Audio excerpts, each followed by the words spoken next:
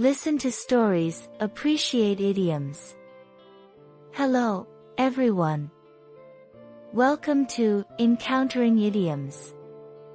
I'm 子曰 Today, the idiom we are going to encounter is 比肩继踵 Let's break it down and read it slowly. 比肩继踵比肩继踵比肩继踵比 refers to being close together. 肩 refers to the shoulder. 继 means connected. 踵 refers to the heel. The literal meaning of 比肩继踵 is that shoulders are close together, and feet are connected by heels.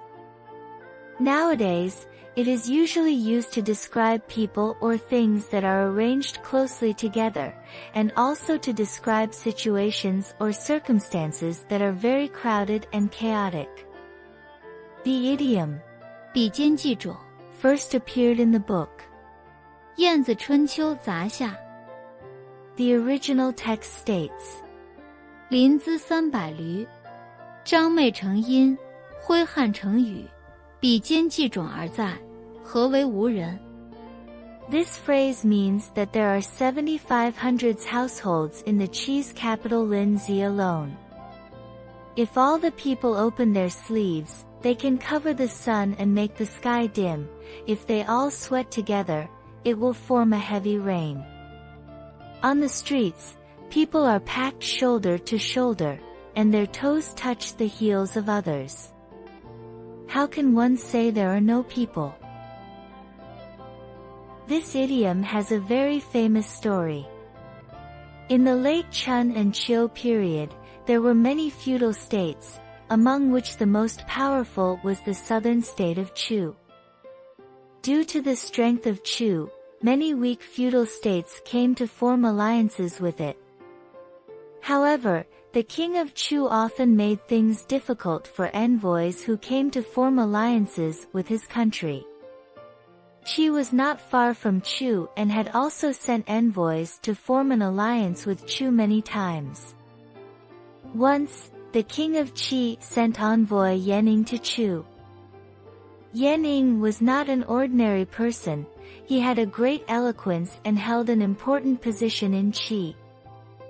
The king of Chu knew that Yanning was going to visit Chu, so he prepared early to embarrass him and demonstrate the power of Chu.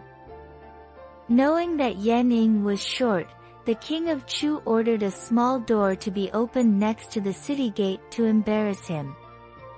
When Yanning arrived, the guards asked him to enter through the small door, but Yanning refused and said sternly, "Only those who visit the country of dogs crawl in and out of dog holes. Today I am here on orders to visit Chu. Do I also have to enter through this dog hole?" The receptionists were speechless and had to receive Yanning according to the proper etiquette, watching him walk through the main gate. Yanning then went to visit the king of Chu. Because the king of Chu knew that he had failed to embarrass Yanning at the city gate, he was very angry when Yanning came. He deliberately looked down upon Yanning and said, "There are probably not many people in your Qi country, right?" Yanning immediately retorted, "There are only 7,000 or 8,000 households in the Linzi area of our capital alone. If everyone spread out their sleeves, they could cover the sun, and if everyone waved a sweat, they could create a heavy rain. There are so many people on the street that they are shoulder to shoulder and foot to foot. How can you say that there are no people in our Qi country?" The king of Chu further provoked Yanning by saying, "Since your Qi country has so many people, why do you always send short people like you to visit our Chu country?" Yanning was prepared for the king of Chu's rudeness and confidently replied, "Your Majesty doesn't know. Each envoy of Qi has their own task.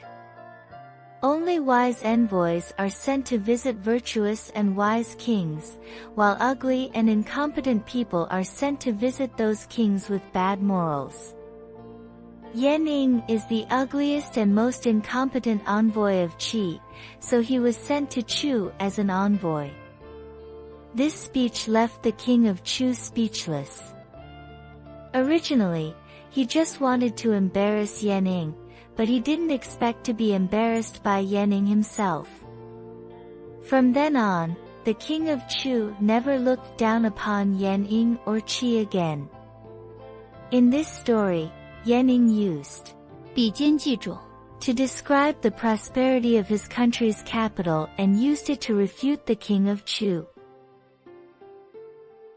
There is also a story that goes like this.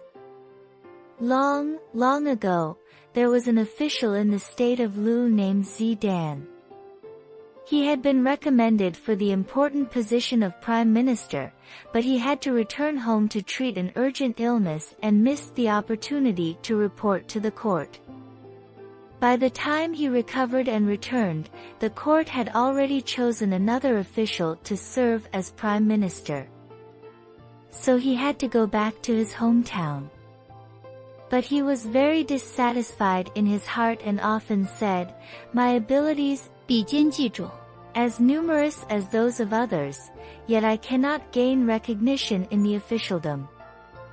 After hearing this story, Zhuangzi said to Zidan, "If your knowledge is really as numerous as those of others, then you must be able to gain recognition in the officialdom, rather than being forgotten as you are now."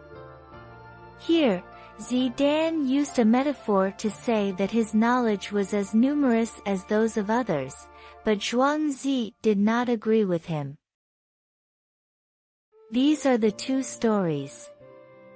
Next, let's review the idiom we encountered today.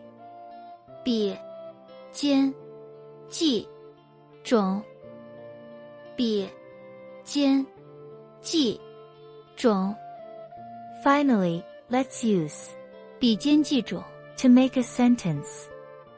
看到如此热闹的商铺和比肩继踵的人群，他们不由得赞叹，不愧是城市里最大的市场。看到如此热闹的商铺和比肩继踵的人群，他们不由得赞叹，不愧是城市里最大的市场。That's all for today's Encountering Idioms. If you like it, please like and subscribe. See you next time.